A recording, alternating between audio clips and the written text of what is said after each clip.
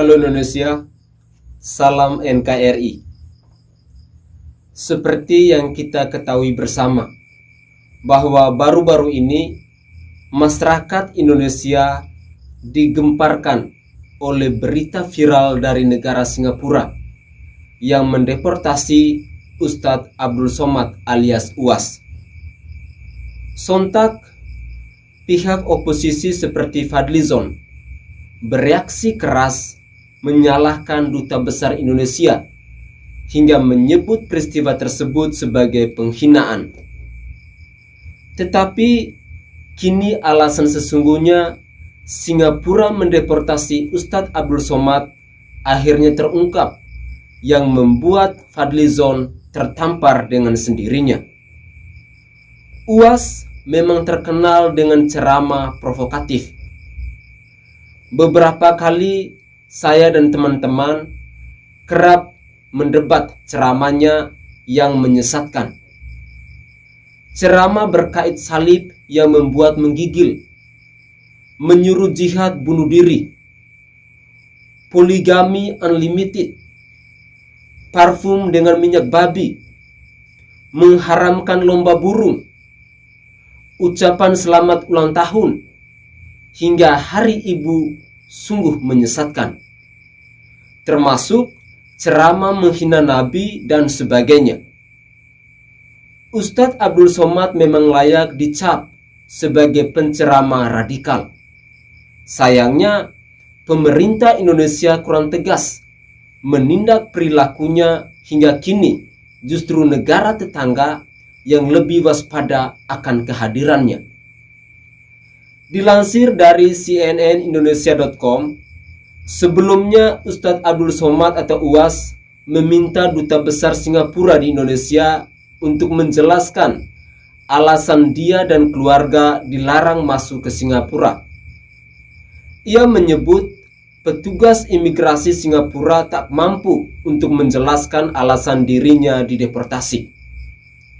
Awalnya, ia mengaku bersama keluarga dan sahabat hendak berkunjung ke Singapura dalam rangka liburan.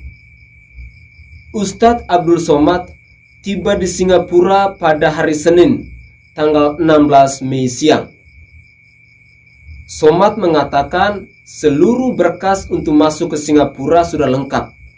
Saat proses pemeriksaan, istri, anak, serta sahabatnya diizinkan masuk. Namun seorang petugas menarik dirinya. Petugas itu bertanya kepadanya soal kunjungan ini. Ustadz Abdul Somad mengaku datang bersama keluarga dan sahabat dalam rangka liburan. Mereka lalu dibawa ke dalam ruang pemeriksaan imigrasi. Ia mengaku petugas memisahkan ruang antara dirinya dengan rombongan. Sejam di ruangan itu, ia kemudian dipindahkan dan bergabung dengan rombongannya. Mereka ditahan beberapa jam hingga dipulangkan ke Indonesia. Kementerian Dalam Negeri Singapura untuk Indonesia mengungkapkan alasan Ustadz Abdul Somad dideportasi. Singapura menganggap bahwa sosok penyiar agama itu pro-ekstremisme dan bom bunuh diri. Mengutip dari situs resmi Kemendagri Singapura, Ustadz Abdul Somad dianggap tidak bisa terima oleh masyarakat Singapura yang cenderung multiras dan multi agama. Ustadz Abdul Somad dikenal menyebarkan ajaran ekstremis dan segregasi yang tidak dapat diterima di masyarakat multiras dan multi agama Singapura. Misalnya, Ustadz Abdul Somad telah mengkhotbahkan bahwa bom bunuh diri adalah sah dalam konteks konflik Israel-Palestina dan dianggap sebagai operasi Said.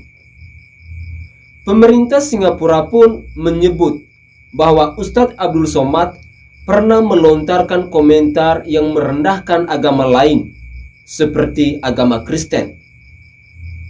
Somad disebut pernah mengatakan salib sebagai tempat tinggal roh kafir. Selain itu, Ustadz Abdul Somad juga pernah menyatakan di hadapan publik bahwa penganut agama selain Islam adalah kafir.